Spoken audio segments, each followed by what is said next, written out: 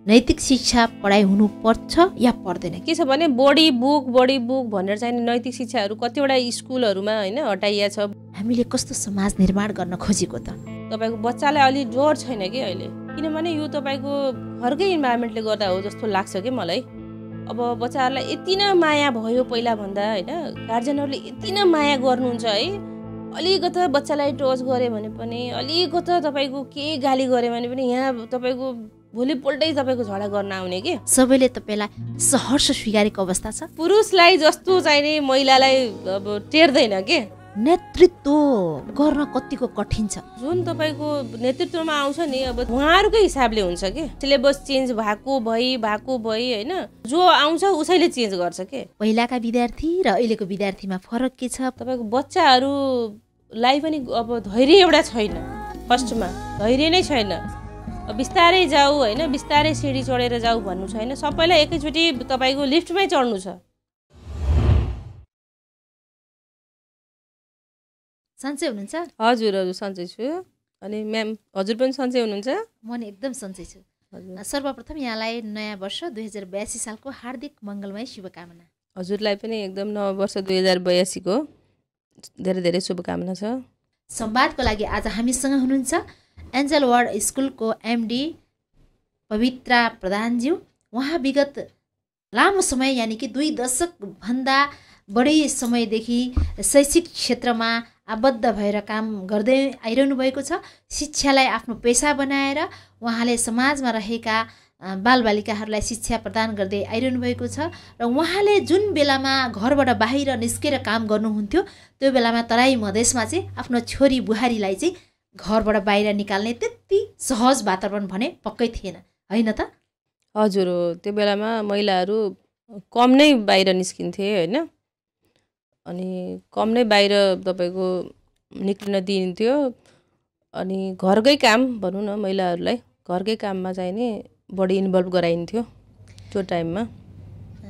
तपाईँको परिचय होइन, तपाईँ कहाँ जन्मिनु भयो, कसरी विवाह भयो होइन, के छ त्यो पछाडि फर्केर एकचोटि हेरौँ न, सम्झौँ न। अब मेरो चाहिँ नि मेन जन्म चाहिँ नि मेरो कास्की जिल्ला पोखरामा भएको हो होइन। तर अब मेरो मम्मी बुवा दुइटै अब सरकारी जागिरी भएको कारणले गर्दाखेरि अब उहाँहरूको बसाइसराईको हिसाबमा चाहिँ नि हामी नवलपरासीको परासी बजारमा अनि हामी आयौँ। मेरो सबै त्यहाँ पढाइ लेखाइदेखि लिएर बिहादान सबै त्यहीँबाटै भएको हो हाम्रो। मेरो सोच्नु भएको थियो मेरो तराईमा विवाह हुन्छ?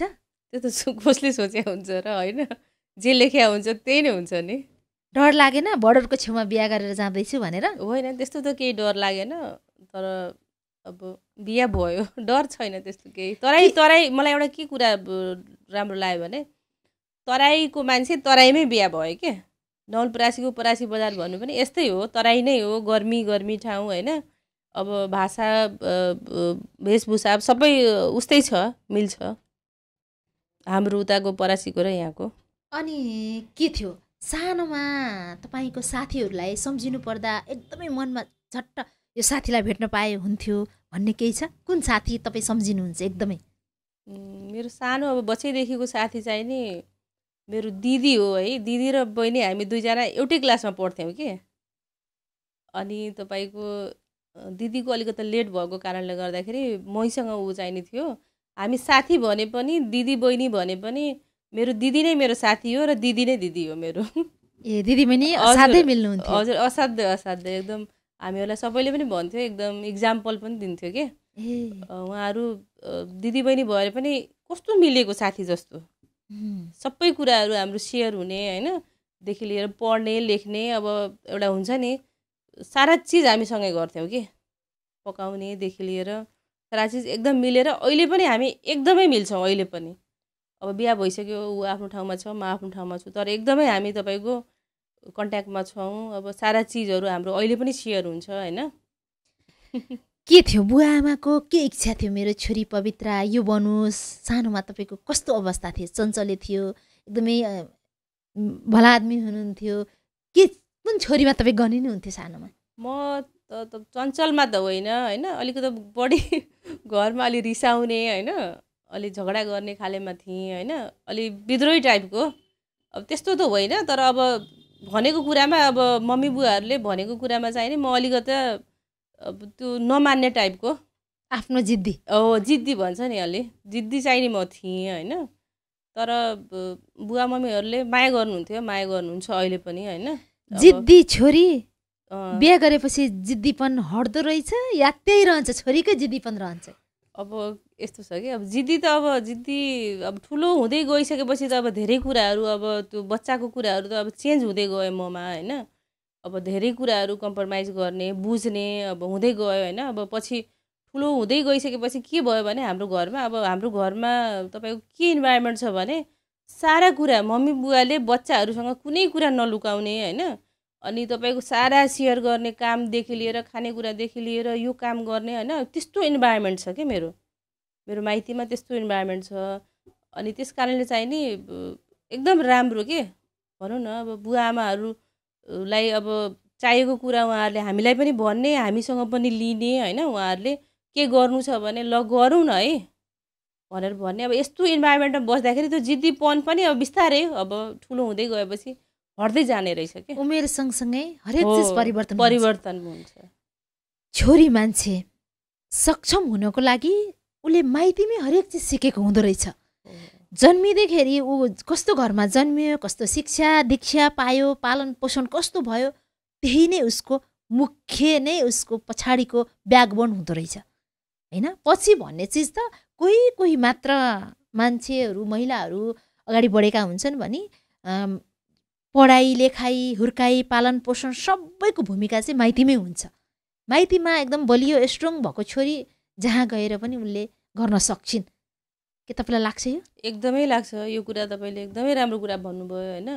किनभने तपाईँको पढाइ लेखाइदेखि लिएर तपाईँको हर कुरा तपाईँको कुनै पनि छोरी मान्छेले आफ्नो माइतीमा उसले कम्प्लिट गरेछ, जानेछ, बुझेछ होइन, उसले गरेछ भने त्यसलाई भविष्यमा कोही पनि गएर उसलाई कुनै किसिमको गाह्रो हुँदैन।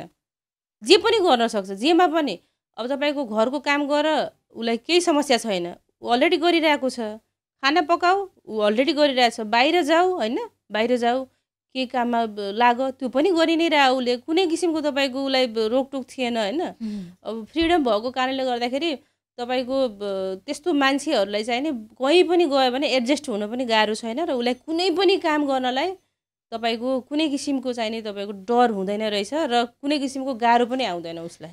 यो मानेमा छोरीहरूलाई चाहिँ जन्म घरमै उसलाई बलियो बनाउनु पर्ने रहेछ। एकदमै सही कुरा भन्नुभयो, बलियो बनाउनु पर्यो होइन। उनीहरूलाई बलियो पनि बनाउनु पर्यो, प्लस त्यो किसिमको अब स्वास्थ्यदेखि लिएर शिक्षादेखि लिएर हर चिजमा ऊ सबल हुनुपर्छ मेरो विचारमा। आमाले गर्नु पर्यो छोरी, आमा बुवाको त्यो एकदमै तपाईँको ठुलो भूमिका हुन्छ।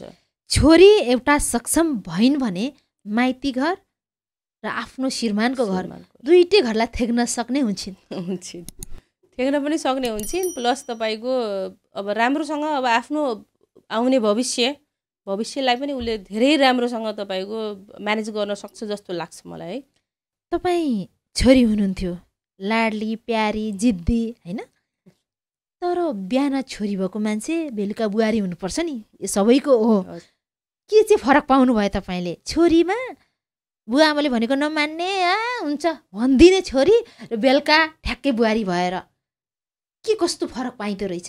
अब छोरी र बुहारीमा अलिकति फरक त छ होइन। अब जुन हामी स्वतन्त्र तरिकाले हामी बसिरहेको हुन्छौँ होइन, तपाईँको त्यो सबै चिज चाहिँ नि बिहा गरेर एकदमै तपाईँको नयाँ चेन्ज भयो होइन। नयाँ ठाउँमा, नयाँ घरमा, नयाँ मान्छेसँग बस्नुपर्छ, त्यो चाहिँ नि चेन्ज छ होइन। तर बुझ्ने खाले घर भयो भने त्यस्तो केही गाह्रो छैन। तर बिहे अगाडि जसरी आमा बुवालाई होइन हामी घुर्क्याएर खान्छौँ, हुन्न भन्छौँ, त्यस्तो त पाइँदैन नि। त्यो पाइँदैन। तर यस्तो छ नि तपाईँको के छ भने त्यो महिलामा पनि डिपेन्ड गर्छ के, त्यो महिलामा पनि डिपेन्ड गर्छ। अब उसले कस्तो माहौल क्रिएट गर्न चाहन्छ, गर्छ होइन। त्यो त आफूमा तपाईँको डिपेन्ड हुने कुरा होइन र, आफूमा डिपेन्ड हुने कुरा हो नि त। उसले तपाईँले कुन इन्भाइरोमेन्ट उसले घरमा क्रिएट गर्छ त्यही अनुसार पाउने हो नि उसले होइन। त्यसैले महिला सक्षम हुनु पर्यो, सक्षम हुनुपर्छ। जुन बिउ रोपेको हुन्छ त्यही फल पाइन्छ। त्यसैले महिलाले खेल्ने भूमिकाले पनि घर परिवार कसरी हामीले अगाडि बढाउने भन्ने कुराको पनि अहम भूमिका हुन्छ। त्यो आफैमा डिपेन्ड हुने कुरा हो। विवाह भएको कति वर्षपछि चाहिँ तपाईँले कामतिर लाग्नुभयो आफ्नो? मेरो बिहा भएको तपाईँको त्यही सालदेखि नै मैले स्टार्ट गरेँ। त्यही सालदेखि नै मैले काम चाहिने स्टार्ट गरेँ। अब त्यसपछि तपाईँको अब त्यही कामलाई नै कन्टिन्यू गरिरहेको छु मैले। के थियो तपाईँको योजना? स्कुलै खोल्ने थियो पहिला बच्चादेखि? होइन, बच्चादेखि त अब मलाई अब ब्याङ्कर बन्ने एकदम धेरै इच्छा थियो होइन। अब ब्याङ्करहरूको देख्थेँ लाइफ होइन, राम्रो जस्तो लाग्थ्यो होइन बच्चामा। त्यसपछि अब ठुलो हुँदै गएपछि अब फेरि अब आफू त डेभलपमेन्टको स्टुडेन्ट पऱ्यो होइन। अब आरडीमा मैले मास्टर्स गरेको छु होइन। अब त्यस कारणले फेरि अब डेभलपिङतिर पनि लाग्न मन लाग्यो कि, अब एनजिओ अब यस्तोतिर लागौँ कि भन्ने पनि त्यो पनि लाग्यो होइन। अब तर फेरि बिहा गरेर आएपछि अब श्रीमानजी पनि एकदम सपोर्टिभ हुनुहुन्छ होइन। अब उहाँले पनि अब विभिन्न ठाउँमा काम गरिसक्नु भएको कारणले गर्दा अनुभवको आधारमा अब उहाँले आफ्नै काम गर न, तिमी आफ्नै काम गर, आफ्नो काम गरेपछि अब ठिक हुन्छ भनेर सल्लाह दिनुभयो। अनि उहाँकै सल्लाहमा हामीले यो काम सुरु गरे हो। के लाग्यो पहिलोचोटि विवाह भएर आइसके पछाडि आफ्नै काम गर्दाखेरि कस्ता कस्ता चुनौती आए? कति विद्यार्थी थिए? के थियो? आजभन्दा 2 दशकको कुरा सम्झिन केही याद छ? के छ? याद छ, एकदमै याद छ मलाई होइन। तपाईँको अब स्टार्टिङमा त अब हामीले स्कुल लिँदाखेरि भनौँ न अरूले चलाइरहेकै स्कुल हामीले ल्यायो हो। अब त्यसमा चाहिँ अब 40-50 जना जति बच्चा थियो पहिला स्टार्टिङमा होइन। अनि त्यसपछि अब आफू पनि अब स्टुडेन्ट मान्छे होइन, भर्खरै अब केही नजानेर अब स्टुडेन्ट भर्खरै मास्टर्स कम्प्लिट गरेर अब तपाईँको यो क्षेत्रमा लागेको मान्छे म। अनि त्यसपछि आउँदाखेरि त अब सबै कुरा त नयाँ भयो नि नयाँ भयो। अब सबै कुराहरू तपाईँको एकदमै नयाँ अनुभव भयो कि, नयाँ अनुभव होइन। अब गार्जियन हेरेको छ, बच्चाहरू पनि हेरेको छ होइन। अब यति धेरै बच्चाहरू देखा पनि थिएन होइन। अनि तपाईँको त्यो हिसाबले तपाईँलाई यो कुरा के छ? त्यो दिनको सम्झना आउँछ जुन दिन तपाईँ चाहिँ त्यो स्कुलको सञ्चालक हो भनेर त्यो कुर्सीमा गएर टक्क बस्नुभयो?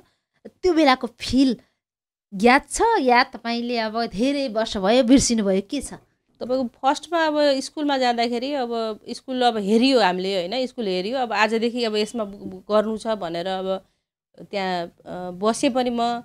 त्यसपछि मलाई चाहिँ नि के छ भने एकजना सिकाउने के जुन स्कुल हेरिरहनु भएको थियो नि, अनि उहाँ सिकाउने मान्छे एकदमै राम्रो मान्छे पर्नुभयो कि, प्रभु चौधरी भन्ने। मलाई उहाँको अहिले पनि याद हुन्छ, बिचमा आइरहनुहुन्छ स्कुलमा। त उहाँले नै सबै कुराहरू के अब कसरी गर्ने म्याम के छ यस्तो सबै कुराहरू सिकाउनु भयो। जे होस् मलाई सजिलो भयो उहाँको कारणले गर्दाखेरि। धेरै कुराहरू उहाँबाट मैले सिकेँ पनि। अभिभावकहरू आउनुहुन्थ्यो नि, कसरी तपाईँले कन्भिन्स गर्नुहुन्थ्यो त्यो बेलामा? पहिला त अब एकदमै डर लाग्थ्यो होइन। अब मान्छेहरू फेस नगरे मैले होइन। अब विद्यार्थी मान्छे त पढ्ने बाहेक त अरू काम हुँदैन थियो। अनि एकदम डर लाग्थ्यो। अनि बिस्तारै बानी हुँदै गयो कि, उहाँहरूसँग बोल्दा उहाँहरूले नै सिकाउनु हुँदो रहेछ कि, अभिभावकले नै सिकाउने रहेछ कि कसरी बोल्ने के गर्ने होइन। बोल्दा बानी हुँदो रहेछ। विद्यालयहरूमा त त्यो बेलामा कति थिए शिक्षकहरू चाहिँ? शिक्षकहरू अब त्यही 40-50 जनालाई पढाउनलाई अब त्यही 10-11 जना स्टाफहरू हुनुहुन्थ्यो त्यो बेलामा। हजुर। तपाईँले मात्रै ह्यान्डल गर्नुहुन्थ्यो या श्रीमानले पनि? होइन, श्रीमान त ब्याक सपोर्टर अहिले पनि त्यस्तै नै हो होइन।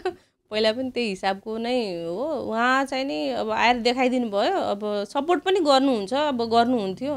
तर अब स्टार्टिङमा त म आफै बस्नु पऱ्यो नि, आफै बस्नु पऱ्यो, सारा काम आफै गर्नु पऱ्यो। अब आफू बस्दै गइसकेपछि अब त्यहाँको अब मेन स्टाफ उहाँ प्रभु सर पनि छोडेर गइहाल्नु भयो होइन। पछि अब 1 वर्ष पनि सायद मसँग काम गर्नु भएन उहाँले, अनि गइहाल्नु भयो। त्यसपछि सबै त आफ्नै टाउकोमा आइपऱ्यो नि त। कस्तो भयो? एउटा विद्यार्थी मान्छे, त्यसपछि बुहारी भयो, कसैको श्रीमती भयो, त्यसपछि फेरि स्कुलको सञ्चालक भयो, बोझमाथि बोझ थपियो। त्यो बेलामा के भयो? कहिलेकाहीँ भागौँ जस्तो लागेन?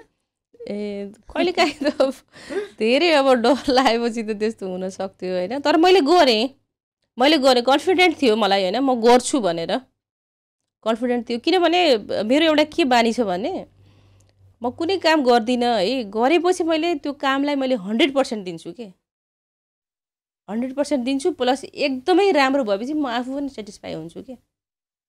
काममा 100% दिनुपर्छ भन्ने मान्यता छ मेरो। अहिले कतिजना विद्यार्थी छन्? अहिले हाम्रो तपाईँको त्यही 550 जति बच्चाहरू छन्। अनि शिक्षकहरू कति छन्? शिक्षक त हाम्रो स्टाफहरू सबै मिलाउने भने त 42 अहिले भइसक्यो। उहाँहरूलाई नियन्त्रण गर्नलाई, ह्यान्डल गर्नलाई, उहाँहरूको समस्या सुन्नलाई, उहाँहरूको समाधान गर्नलाई, उहाँहरूलाई खुसी बनाउनलाई कतिको सहज छ, गाह्रो छ, के छ अवस्था? अब मुख्य कुरा अब म्यानेजिङ लेभलमै बसिसकेपछि अब के हुन्छ भने अब सबै कुराहरू तपाईँको म्यानेज गर्नुपर्ने हुन्छ, उहाँहरूको पनि कुरा सुन्नुपर्ने हुन्छ होइन। अब आफ्नो पनि कुरा सुनाउनु पर्ने हुन्छ। अब यस कारण चाहिँ नि अब दुईतर्फी नै कुराहरू सुनेर अब त्यो हिसाबले आफ्नो अब दिमाग लाएर काम गऱ्यो भने त अब सहजै छ। तर अलिकता तपाईँको अहिलेका कर्मचारीहरू चाहिँ नि अलि पहिला जस्तो छैन, अब अलिक गाह्रै छ अलि। अहिले चाहिँ तपाईँ शिक्षा क्षेत्रमा हुनुहुन्छ, लामो समयदेखि तपाईँले पढाएका विद्यार्थीहरू जागिरी पनि भइसके है। अब लामो समय 2 दशक भनेको त लामो समय हो होइन। के छ पहिलाका विद्यार्थी र अहिलेको विद्यार्थीमा फरक के छ? पढाइमा के छ अवस्था समग्रमा भन्नुपर्दा? समग्रमा भन्दाखेरि अब पहिलाको र अहिलेको त धेरै फरक आइसक्यो। कस्तो फरक? कस्तो छ भने अब तपाईँको अब समय नै हेर्नुहोस् न तपाईँले। अब पहिला तपाईँको एन्टिना लगाइ हामीले टिभी हेर्नु पर्थ्यो होइन। अब चाहिँ नि मोबाइलमा सब चिज आउँछ। अब एउटा यो तपाईँहरू आफै हेर्नुहोस् न, अब यो चाहिँ नि चेन्ज भयो। अब बच्चाहरू पनि अब त्यही भयो चेन्ज। अब पहिला हामीले जे गरे पनि, पिटे पनि, गाली गरे पनि होइन, अब तपाईँको केही थिएन। अब गार्जेनहरूले हामीलाई केही भन्न आउनुहुँदैन थियो होइन। तर अब बाल मैत्री शिक्षा होइन, मोन्टेसरी, अब यस्ता कुराहरू आइसक्यो होइन। बच्चालाई गाली नै नगर्ने, पिट्दै नपिट्ने होइन। अब तपाईँको व्यावहारिक ज्ञानहरू होइन, अब व्यावहारिक ज्ञानहरू हामी सिकाउँछौँ प्र्याक्टिकल्ली। अब पहिला बोर्डमै मात्रै हामी सिकाउँथ्यौँ, हामीले पनि सिकाएको होइन, एबिसिडी भनेर बोर्डमा मात्रै सिकाउँथ्यौँ होइन। तर अब होइन, अब तपाईँको प्र्याक्टिकल्ली त्यो चिज देखाएर तपाईँको बच्चालाई टच गराएर, फिल गराएर त्यसरी पढाउने जमाना आयो के। पहिले तपाईँहरूले चाहिँ पढ भनेर घोकन्ते पढाइ पढाउँदाको विद्यार्थीमा अनुशासन र अहिलेमा कुन फरक छ? के पाउनु भएको छ? तर अब भन्न त नहुनुपर्ने होइन। अब व्यावहारिक शिक्षा गर्दाखेरि त अझै बच्चाहरू राम्रो हुनुपर्ने होइन। तर हामीहरूले जुन घोकन्ते गराउँथ्यौँ, जुन पिटेर हामी पढाउँथ्यौँ नि, त्यस्तो चाहिँ नि अहिले छैन। तपाईँहरूले बच्चाले तपाईँको हामीले जतिकै गर्न चाह्यो भने पनि तपाईँको बच्चालाई अलि डर छैन कि अहिले। किनभने यो तपाईँको घरकै इन्भाइरोमेन्टले गर्दा हो जस्तो लाग्छ कि मलाई। अब बच्चाहरूलाई यति नै माया भयो पहिला भन्दा होइन। गार्जेनहरूले यति नै माया गर्नुहुन्छ है। अलिकता बच्चालाई टच गऱ्यो भने पनि, अलिकता तपाईँको केही गाली गऱ्यो भने पनि यहाँ तपाईँको भोलिपल्टै तपाईँको झगडा गर्न आउने के नबुझ्ने गार्जेनहरू पनि हुनुहुन्छ होइन। अब यस कारणले चाहिँ नि तपाईँको अलिक गाह्रो छ, स्थिति पनि गाह्रो छ। बच्चाहरू पनि नटेर्ने होइन। पहिलाको बच्चाहरू त हामीलाई पनि डर लाग्छ अहिले। हाम्रो जुन गुरुहरू हुनुहुन्छ नि, हामी त यति रेस्पेक्ट गर्छौँ कि उनीहरूलाई डर लाग्छ। उहाँहरूसँग अहिले पनि हामीलाई मुखमा हेरेर कुरा गर्न डर लाग्छ। भित्रदेखि रेस्पेक्ट आउँछ पहिलाको। अब मेरो गुरु हो भनेर, आज म जुन ठाउँमा छु उहाँकै कारणले छु भन्ने कुराहरू हाम्रो मनोभावमा हुन्छ। हाम्रो पालकको चाहिँ त्यस्तो। अहिलेको शिक्षा नीति कस्तो छ? अहिलेको शिक्षा र नीति भन्दा पनि अब के छ भने अब जुन अब आउँछ नि, जुन तपाईँको नेतृत्वमा आउँछ नि, अब त्यो उहाँहरूकै हिसाबले हुन्छ कि। तपाईँको मन लागे अब यो सब्जेक्ट राख, यो पढाऊ, यो नपढाऊ होइन। अब सिलेबस चेन्ज भएको भई होइन। अब तपाईँको कहिले यो सब्जेक्ट राख, कहिले नराख, अब यस्ता कुराहरू जो आउँछ उसैले चेन्ज गर्छ के। अब कम्तीमा पनि अब हाम्रो भनाइ के छ भने अब एकैचोटि तपाईँको चेन्ज हुनुपर्ने नीति नियम भन्ने कुरा त एकैचोटि हुने होइन र। एकैचोटि हुनुपर्ने हो। अब यो चाहिँ पटक गर्दाखेरि अब हामीलाई पनि गाह्रो, अब अभिभावकहरूलाई पनि गाह्रो, बच्चालाई पनि गाह्रो होइन। अब सबैलाई गाह्रो छ क्या। यहाँ कन्फ्युजनै हुन्छ नि त। कन्फ्युज नै भयो नि त, यहाँ कन्फ्युजै भयो। अब एउटा इक्जाम्पल होइन, अब 19 मा तपाईँको अब योभन्दा अगाडि हाम्रो ESP भन्ने सब्जेक्ट हाम्रो हटाइयो अब फेरि ल्याउनुपर्छ भनेर फेरि त्यो कुराहरू आइरहेछ के अब मन लागे राख मन नलागे नराख त्यो त भएन नि त्यस्तो चित्त बुझ्दो भएन एकैचोटि गर्नुहोस् जे गर्नुहोस् एकैचोटि गर्नुहोस् बार चेन्ज नगर्नुहोस् जसरी चाहिँ अभिभावकहरूले पनि गुनासो गर्छन् यो चाहिँ स्कुलले कमिसन हाको हो स्कुलले किताब किनाउँछ प्रत्येक वर्ष हिजो मेरो छोरा 5 कक्षाबाट 6 कक्षामा गयो भने मेरो छोरा 4 बाट 5 मा जाने छोरालाई त त्यो किताब एटलिस्ट काम लाग्नु पर्ने हो नि भनेर अभिभावकहरूको गुनासो छ यसमा तपाईँ के भन्नुहुन्छ यो तपाईको गुनासो एकदम सही कुरा हो हैन तर अब हामी स्कुलले पनि के गर्न सक्छौं त तपाईको सारा सिलेबस पर इयर तपाईको प्रत्येक वर्ष तपाईको चेन्ज हुन्छ भनेपछि अब हामीले के गर्न सक्छौं यसमा सरकारको नियम मान्नै पर्यो नियम अनुसार हामीले पढाउनै पर्यो हैन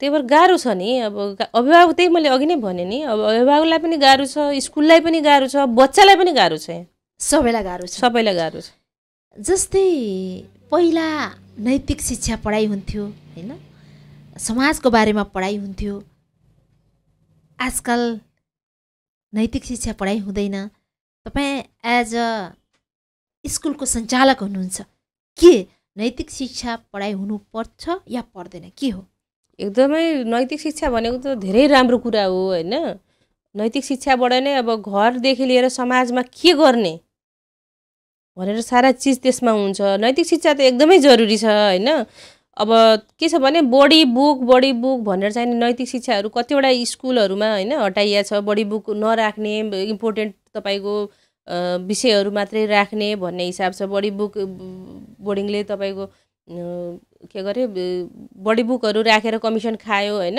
यस्तो उस्तो भनेर अब धेरै बुक नराख्ने कुरामा पनि नैतिक शिक्षा हाम्रो कतिवटा स्कुलहरूमा छैन के तर नैतिक शिक्षा भनेको कुरा तपाईको के छ भने एकदमै राम्रो कुरा हो यसले तपाईको घरमा कुन हिसाबले बस्ने स्कुलमा कुन हिसाबले बस्ने समाजमा हामी त सामाजिक प्राणी हो नि त समाजमा कसरी बस्ने भन्ने कुरा त्यसमा सारा कुरा सिकाएको हुन्छ के सिकाउँदैमा कसैले गर्दैन तर यही कुरालाई हामी बार पढिरहन्छौँ गरिरहन्छौँ भने त गरिहाल्छ नि मान्छेले गर्दैन गर्छ त्यो पनि बच्चाले त्यसकारणले त अब अरूले हटाओस् हैन तर मैले चाहिँ नि राखेको छु आफ्नो स्कुलमा मोरल साइन्स भनेर हाम्रो पढाइ हुन्छ हामीले हटाए छैनौँ पहिलाको हाम्रो हजुरबा हजुरआमाहरूले नि कथा सुनाउँदाखेरि अहिले पनि त्यो समाज चलिरहेको छ हैन कति सामाजिक कुरा थियो त्यसमा यथार्थ थियो कुराहरू तर अहिलेको बालबालिकाहरूलाई त्यो कुराहरू कथा जस्तै लाग्छ नि त समाजमै भएको कुरा ए थियो र ए हो र भन्छन् भने पछाडि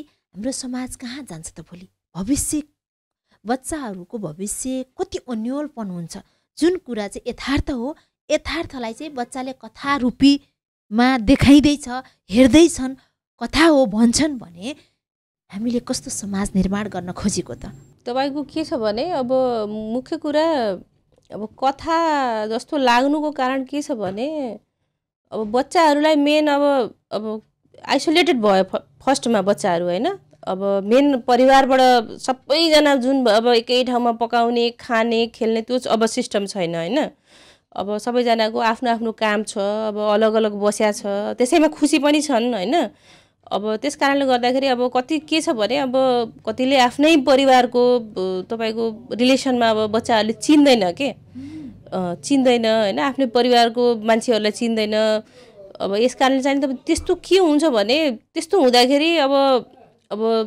आफ्नो एउटा पारिवारिक भएन सामाजिक प्राणी भएन त्यसमा यसको लागि मुख्य कुरा दोष भनेको मैले मोबाइललाई पनि दिन्छु के है हजुर सबैजना मोबाइलमा व्यस्त छ फ्यामिलीमा कुरा गर्ने टाइमै छैन या त काममा हिँड घरमा आएपछि बच्चा पनि मोबाइलमा व्यस्त आमा बुवा पनि मोबाइलमा व्यस्त अनि के गर्ने अनि यसकारणले मोबाइलमा चाहिँ नि यो धेरै एक्सेस भएको कारणले गाह्रो छ हाम्रो नेपाल जस्तो देशको लागि अब यो मोबाइल एउटा विषय जस्तो भएको छ अहिले अब हाम्रो स्कुलको लागि पनि एकदमै गाह्रो छ के अहिले किनभने बच्चालाई होमवर्क दिएर गएको हुन्छ अब पढाइ लेखाइ पनि छैन अब बच्चाहरूको हैन अब फटाफट तपाईको होमवर्क गर्छ बच्चाले त्यसपछि मोबाइल लिएर बस्छ उले एक्स्ट्रा पढ्ने जान्ने गार्जियनसँग बस्ने हैन सर सल्लाह यताउतिहरू हुन्छ नि अब यस्ता कुराहरू अब केही पनि छैन एउटा हातमा मोबाइल एउटा चम्चाले मुखमा गाँस सिस्टम छ भने पछाडि माया ममता सद्भाव एक अर्काको कुरा सुन्ने र सुनाउने फुर्सदै छैन मान्छेलाई। हो फुर्सदै छैन मुख्य कुरा भने पछाडि त मानवता त बिस्तारै बिस्तारै हटेर जान्छ नि। अब यही ताल रह्यो भने त हट्छ हाम्रो। किनभने अब तपाईँ आफै हेर्नुहोस् न, अब घरमा मान्छेहरू कति वर्षपछि आएको हुन्छ है, कति वर्षपछि भेट भएको हुन्छ, तर हेर्नु न वाइफाईको पासवर्ड देऊ न मलाई, दिएपछि सक्यो, कुराकानी केही पनि छैन, केही छैन। जे गर्नु छ अब त्यही अब तपाईँको मोबाइलैमा गर्ने हो, मोबाइलमा मेसेज गर्ने, सबै कुरा गर्ने, ल खाना पाक्छ खाना खाऊ जाऊ, सक्यो। हिजो आउ न हो खाना खाना भनेर बुवा आमाले छोराछोरीको नाम पुकारेर बोलाउनु पर्थ्यो भने अहिले मोबाइलमा मेसेज गरे पनि आउँछन् दौडेर आउँछ, राखिदिनु न म खाइहाल्छु होइन। मोबाइलले अब समाजलाई हाम्रो धेरै बिगारेको छ, विखण्डन गरायो। हो विखण्डनै गरेको छ। अब यसमा चाहिँ नि कन्ट्रोल हुन जरुरी छ, कन्ट्रोल हुनु जरुरी छ। अब सबैले गार्जेनहरूले होइन अभिभावकहरूले अब सबै यो कुरामा चाहिँ त ध्यान दिनै पर्छ है। मान्छेमाथि मोबाइल हाबी भयो। हो मान्छे भन्दा इम्पोर्टेन्ट महत्त्वपूर्ण मोबाइल लागि मोबाइल भयो, मोबाइल भयो। हजुर सजीव वस्तु जुन हामी छोएर हेरेर भेटेर कुराकानी गर्न सक्थ्यौँ, अब निर्जीव वस्तुमाथि हामी प्रनिर्भर भयौँ। हजुर भनेपछि चाहिँ समाजमा एकदमै भोलिको भविष्य के होला भन्ने अन्यल छ। यो एकदमै अन्यलकै विषय छ नि त। अब मैले अघि नै भने तपाईँको मोबाइलको कारणले गर्दाखेरि तपाईँको बच्चाहरूसँग कुनै किसिमको कम्युनिकेसन छैन, गार्जेनको पनि छैन, कसैको पनि छैन। बच्चा पनि मोबाइलमै रमाउने, अभिभावक पनि मोबाइलमै रमाउने, सबैजना अब साथीभाइ इष्टमित्र जो आउँछ घरमा सबैजना मोबाइलमै रमाउने।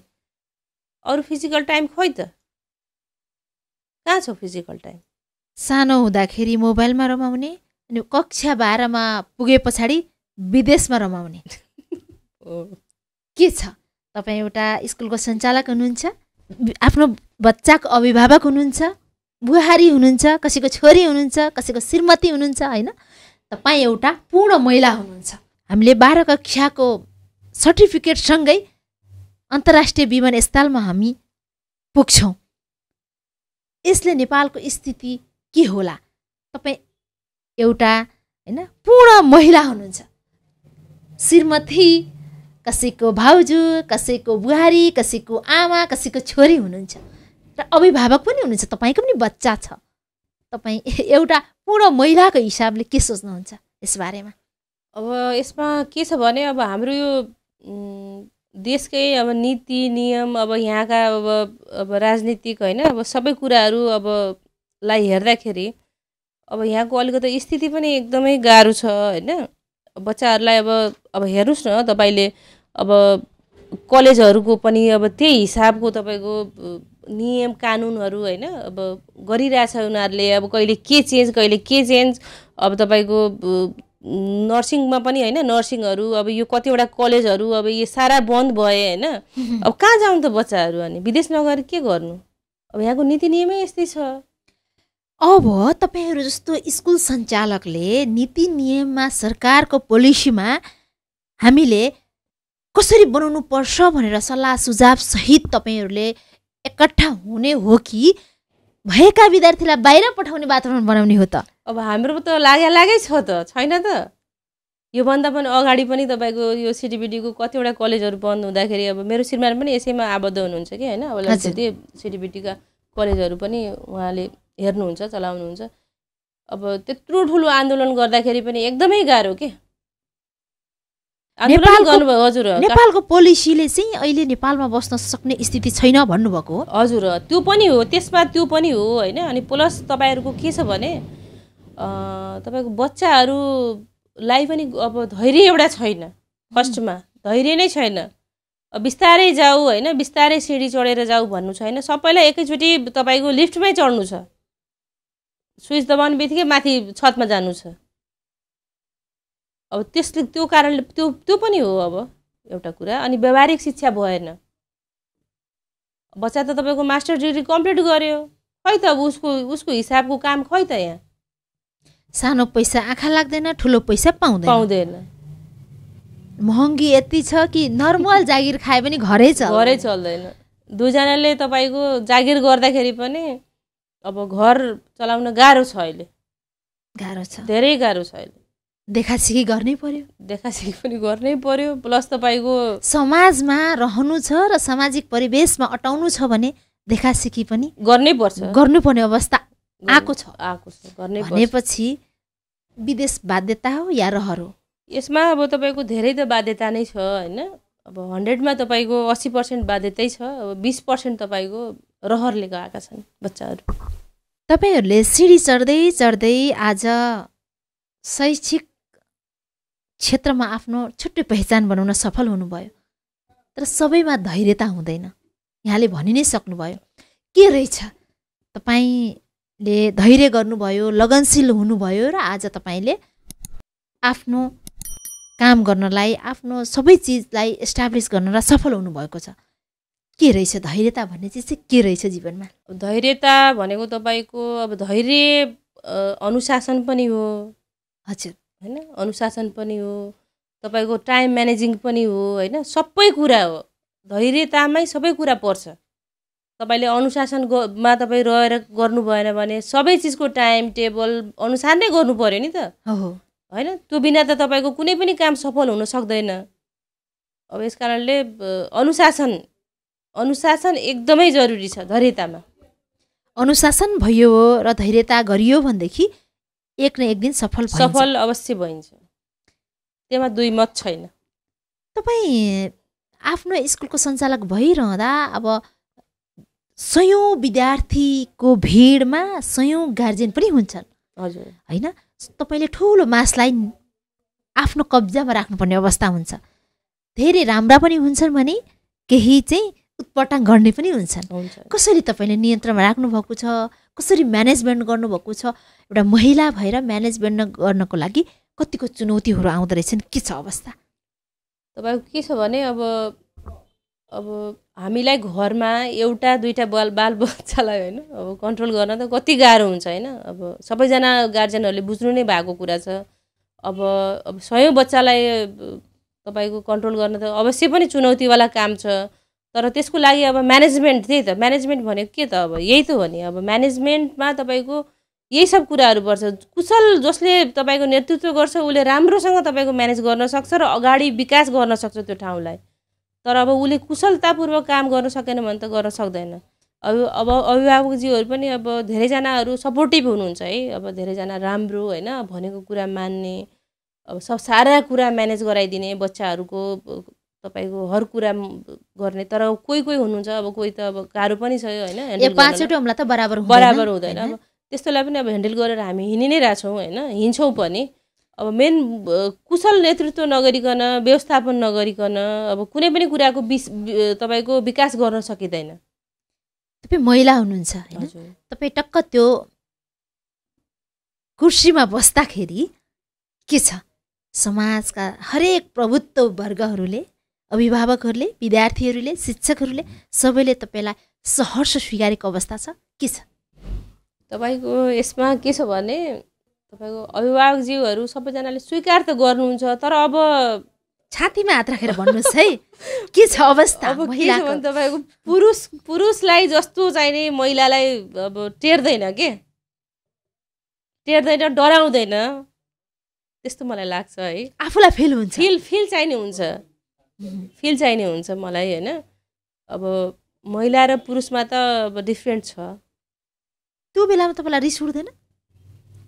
रिस उठ्छ नि, किन नउठ्ने, अभियसली रिस उठ्छ। अब रिस उठेर अब के गर्ने, अब यो समाजै यस्तो छ होइन। अब यसमा हिँड्नै पर्यो, भिज्नै पर्यो। अहिले चाहिँ महिलाहरूले सञ्चालन गरेको सङ्घ संस्था, शैक्षिक क्षेत्र एकदम अब्बल देखिएको छ होइन। टाइम टेबलको पङ्क्चुअल होइन, डराएर काम गर्ने, अनुशासित हुने कुराहरू चाहिँ सबैले भन्छन्। के तपाईँ यसलाई मान्नुहुन्छ? म एकदमै मान्छु। किनभने बालबालिकाको तपाईँको घर गृहस्थी जस्ता कुराहरू महिलाले जस्तो कुशल व्यवस्थापन अरू कसैले गर्न सक्दैन। त्यसको उदाहरण अहिले यहाँ वीरगञ्जमा पनि छ हैन।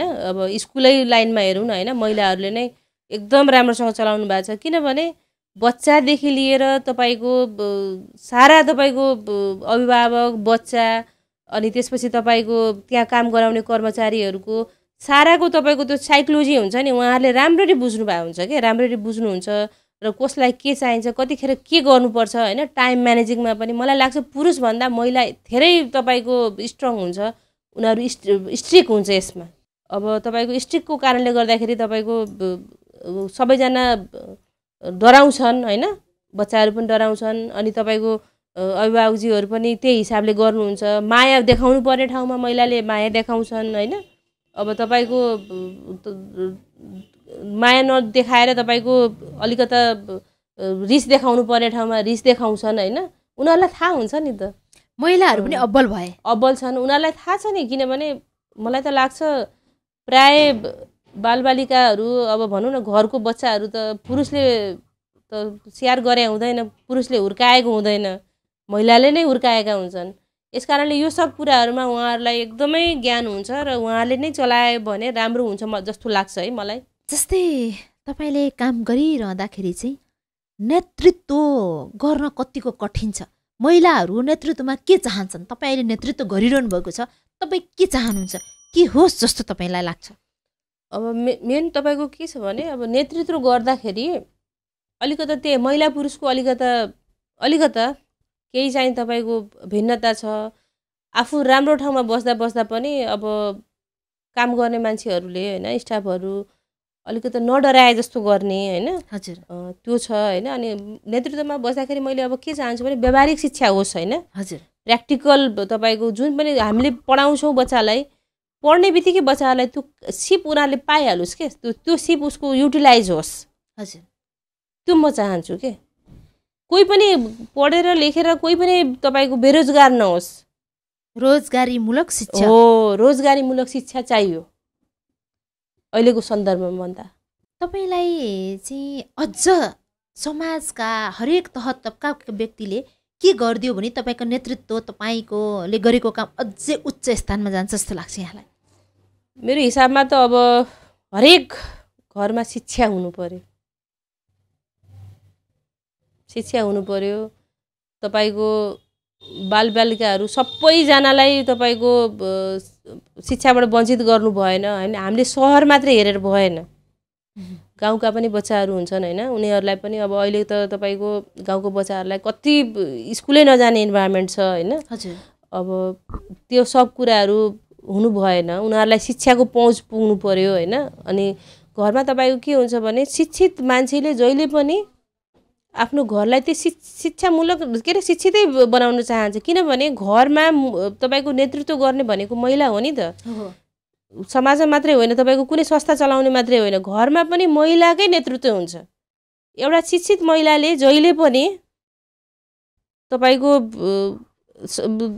शिक्षितै बनाउँछन्, आफ्नो बालबालिकाहरूलाई शिक्षित बनाउँछन्। यो मानेमा पनि महिलाहरूले चाहिँ शिक्षित हुनु पर्यो, सक्षम हुनु पर्यो। सक्षम हुनु पर्यो मुख्य कुरा। भविष्यमा पवित्रा प्रधानलाई हामीले कहाँ पाउने? भविष्यमा पवित्र प्रधान अब यही एन्जल स्कुललाई अझै तपाईँको उचाइमा म पुर्याउन चाहन्छु हैन। अब जस्तो विगतका वर्षहरूमा पनि हामीहरूले धेरै मेहनत गऱ्यौँ हैन। मेहनत अब मैले एकदमै गरेको छु, अब मेरो टिमले पनि गरेको छ, मेरो श्रीमानले पनि धेरै मेहनत गर्नुभएको छ हैन। त्यही अनुसारको फल भनौँ विगत हामीले अब 2 दशकदेखि स्कुल चलाइरहेको छौँ, तर लास्ट इयर हाम्रो तपाईँको जिल्लामै प्रथम स्थान एसएससीमा प्रथम, द्वितीय र चौथो स्थान हाम्रो स्कुलले हासिल गर्न अब सक्षम भएको छ हैन। अब लास्ट इयर नै अब सब्रको फल मिठो हुन्छ भन्नु नै अब पाइसकेका छौँ हामीले हैन। अब यही नै यसलाई नै अब बढाउन चाहन्छु, अझै म विकास गर्न चाहन्छु स्कुललाई हैन। मेरो स्कुललाई अझै अगाडि म बढाएर अब नम्बर 1 नै बनाउने मेरो चाहना छ आफ्नो विद्यालयलाई। यो सबै गर्दा अन्तमा तपाईलाई के चिजले खुसी दिन्छ? अब खुसीका धेरै कुराहरू छन्, अब धेरै पाटाहरू छन् खुसीका हैन। अब म आफ्नो परिवारसँग पनि खुसी रहन्छु। अब म कहिले आफ्नो अब विद्यालयमा बालबालिकाहरू राम्ररी पढिरहेछन्, राम्ररी स्मुथली चलिरहेछ, त्यो पनि खुसी छु हैन। तपाईहरुको सिजन चलिरहेछ जो हैन, विद्यालय भर्ना अभियान चलिरहेछ, विद्यार्थीहरू आउन पढुन् भन्ने तपाईँहरूको नि अपेक्षा छ। अन्तमा छौँ हामी मध्य नेपाल पडकास्टको। यो मध्य नेपालको पडकास्टबाट आफ्नो अभिभावकहरूलाई विद्यार्थीहरूलाई के भन्न चाहनुहुन्छ? म आफ्नो अभिभावक र विद्यार्थीहरूलाई अब एकचोटि आउनुहोस् होइन, मेरो विद्यालयमा आउनुहोस्, भिजिट गर्नुहोस्, हेर्नुहोस्। अब हाम्रो यहाँ तपाईँको घोकाउने मात्रै होइन, अब शैक्षिक तपाईँको व्यावहारिक शैक्षिक ज्ञान पनि हामीले यहाँ प्रदान गर्छौँ होइन। मोन्टेसरीदेखि लिएर हर चिज तपाईँको हाम्रो यहाँ प्र्याक्टिकल्ली हाम्रो यहाँ माथि क्लासहरूमा पनि प्र्याक्टिकल शिक्षाहरू हामी दिन्छौँ। आएर हेर्नुहोस्, भिजिट गर्नुहोस् होइन। अनि सन्तुष्ट हुनुहुन्छ भने आएर हामी कहाँ एडमिसन ढुक्कसँग गर्न सक्नुहुन्छ। तपाईँको बच्चाको भविष्य हाम्रो हातमा दिनुहोस्। निकै व्यस्त हुनुहुन्छ, तपाईँको कामको चटारो छ, तब पनि हामीलाई समय दिनुभयो। महत्त्वपूर्ण समय र विचारको लागि यहाँलाई धेरै धेरै धन्यवाद। धन्यवाद है कविताजीलाई पनि मलाई यहाँ आएर बोल्न दिनुभयो होइन, त्यसको लागि धेरै धेरै धन्यवाद।